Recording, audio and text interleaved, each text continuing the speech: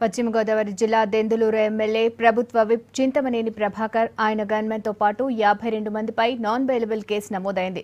ముసునూరు తహసీల్దార్ వనజాక్షి ఆర్పై దాడి చేసిన ఘటనలో వారిపై కేసు రికార్డైంది. రంగంపేట ఇసుక రేవులో అక్రమ తవ్వకాలను అడ్డుకున్నందుకు రెవెన్యూ సిబ్బందిపై ఎమ్మెల్యేలు అనుచరులు దాడి చేశారు. ఇసుకలో ఈడ్చి కొట్టారు. తహసీల్దార్ ఫిర్యాదుతో పోలీసులు కేసు నమోదు చేశారు.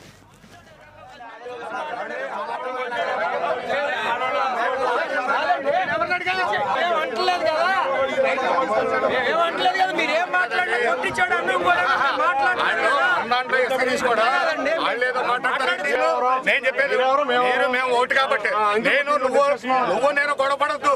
నేను మాట్లాడేది మీ కలెక్టర్ ఉన్నాడు, మా కలెక్టర్ ఉన్నాడు. ఎవరిలో తప్పు వల్ల ఈ రెండు తన్నుకునే పరిస్థితి వచ్చింది.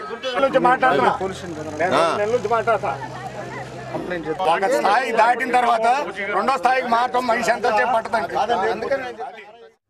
ఇక ఇదే అంశంపై మరిన్ని అప్డేట్స్ శంకర్ అందిస్తారు. శంకర్, చెప్పండి, అంటే ఎమ్మెల్యేపై ఇటు ప్రభుత్వ విప్ చింతమనేని ప్రభాకర్ ఆయన గన్మెన్ తో పాటు 52 పైన కూడా నాన్ బెయిలబుల్ కేసు నమోదైందని తెలుస్తోంది.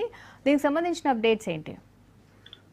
నిన్న కృష్ణా జిల్లా ముసునూరులో అత్యంత దారుణమైన సంఘటన చూసుకుంది. ఈ ముసునూరులోని రంగంపేట ఇసుక క్వారీలో ఇక్కడ ఇసుక మాఫియాగాలు చెలరేగిపోతున్నారనే స్థానికుల సమాచారం మేరకు స్థానిక ఎమ్మెల్యే వంజాక్షి అక్కడికి చేరుకోవడం జరిగింది. దీంతో అక్కడ ఎమ్మెల్యే అనుచరులు ఇసుక అక్రమాలకు పాల్పడుతుండగా అడ్డుకోవడం జరిగింది. ఈ యొక్క అడ్డుకుంటున్న క్రమంలో ఎంఆర్ఓ ఇక్కడ స్థానిక ముసునూరు మండల ఎంఆర్ఓపై అక్కడ ఎమ్మెల్యే అతని అనుచరులు అక్కడ మొత్తం టోటల్ ఈమె మీద దాడి చేయడం జరిగింది. అత్యంత దారుణంగా ఒక మండల అధికారి, ఒక తహసీల్దార్ అని కూడా చూడకుండా ఇసుక క్వారీలో కూడా ఈమెను లాక్కుంటూ వెళ్ళడం జరిగింది. ఆమె చేతిలో ఉన్న మొబైల్ కూడా తీసుకొని ఇసిరి కొట్టడం జరిగింది. ఈ క్రమంలో అంటే ఎమ్మెల్యే అక్కడే ఉండడం, ఎమ్మెల్యే సమాచారం అంతంతో అక్కడ రంగంపేట చెరువుకు దగ్గరికి ఎమ్మెల్యే చేరుకోవడం జరిగింది. ఎమ్మెల్యే చేరుకున్నప్పటికీ కూడా ఈ యొక్క అనుచరులు తమ యొక్క ఆగడాలను ఆపలేదు, ఇంకా చెలరేగిపోయారు. అక్కడ పక్కనే ఉన్న గన్మెన్లు సైతం ఈ యొక్క ఎంఆర్ఓ పైన దాడి చేసినట్టు ఆమె వనజాక్షి కూడా ఆరోపించడం జరుగుతుంది. అయితే ఈ యొక్క సంఘటనలో మొత్తం జరిగిన సంఘటనలో తన పై అధికారి అంటే జిల్లా కలెక్టర్ ఏ బాబు గారికి ఈమె వనజాక్షి మొత్తం టోటల్ ఫిర్యాదు చేయడం జరిగింది. ఈ యొక్క సంఘటన రెవెన్యూ ఉద్యోగ సంఘాల వద్దకు కూడా ఈమె తీసుకెళ్లింది. దీంతో ఆగ్రహానికి గురైనటువంటి ఈ యొక్క రెవెన్యూ ఉద్యోగ సంఘాలు కూడా స్థానికంగా రంగంపేట చెరువు వద్ద ఎమ్మెల్యే సమక్షంలోనే ఇక్కడ వాళ్ళు ధర్నాకు దిగారు. అనంతరం ఈ యొక్క సంఘటనపై మొత్తం ఈ యొక్క ముసునూరు పోలీస్ స్టేషన్ లో ఫిర్యాదు కూడా చేయడం జరిగింది.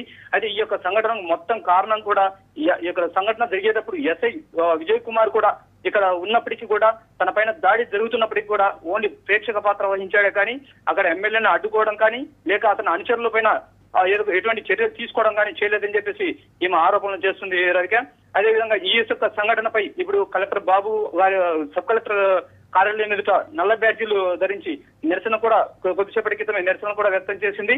అయితే మొత్తం మీద ఈ యొక్క రెవెన్యూ సంఘాలు కూడా ఎమ్మెల్యే చింతమనేని ప్రభాకర్ ను అరెస్ట్ చేయాలి, ఈ యొక్క అరెస్ట్ చేసేంత వరకు కూడా తమ యొక్క నిరసనలు అనేవి కొనసాగుతుంటాయని చెప్పేసి వీళ్ళు హెచ్చరికలు కూడా జారీ చేశారు. అయితే ఈ యొక్క సంఘటనపై ఈ యొక్క ముసునూరు పిఎస్ లో 50 మందిపై ఎమ్మెల్యే అనుచరులు, గన్మెన్లు వీళ్ళతో పాటు మొత్తం 50 మందిపై యొక్క కేసులనే నమోదు చేయడం జరిగింది. 3 సెక్షన్ల కింద ఈ యొక్క కేసును నమోదు చేశారు. అయితే ఎమ్మెల్యే శనివారం వీరిని అరెస్ట్ చేయొచ్చు అని చెప్పేసి ఇక ఊహాగానాలు వినిపిస్తున్నాయి. అయితే ఈ యొక్క ఎమ్మెల్యే అంటే ఒక అధికార పార్టీకి సంబంధించిన ఒక అధికార ప్రతినిధి ఉండబట్టి ఈ యొక్క అరెస్టులు జరగకపోవచ్చు అనే ఒక ఊహాగానం వినిపిస్తున్న నేపథ్యంలో ఈ యొక్క ఎంఆర్ఓ పట్టుబట్టడం జరిగింది. దీంతో ఇక్కడ కలెక్టర్ గారిని కలిసి ఎమ్మెల్యేను ఎట్టి పరిస్థితుల్లో అరెస్ట్ చేయాలి. ఈ యొక్క సంఘటన ఇంకా రాష్ట్రంలో ఏ ఒక్క రెవెన్యూ అధికారికి కూడా జరగకూడదు. ఇది ఒక మంచి సాంప్రదాయం కాదు. ఇటువంటి అన్యాయాలు అడ్డుకుంటున్న క్రమంలో ఇటువంటి దాడులు జరిగితే స్థానిక అంటే కింది స్థాయిలో ఉన్నటువంటి విఆర్ఓ కానీ ఆర్ఐ కానీ ఇటువంటి అధికారులు ఇటువంటి అక్రమాలు జరిగితే ఇకపైన అడ్డుకోవడానికి కూడా భయపడతారు, బెంబేలు ఎత్తుతారని చెప్పేసి వారి యొక్క ఆవేదన అనేది యొక్క రెవెన్యూ సంఘాలు ఆ కలెక్టర్ బాబు ముందు కూడా వ్యక్తం చేయడం జరిగింది. Thank you Shankar.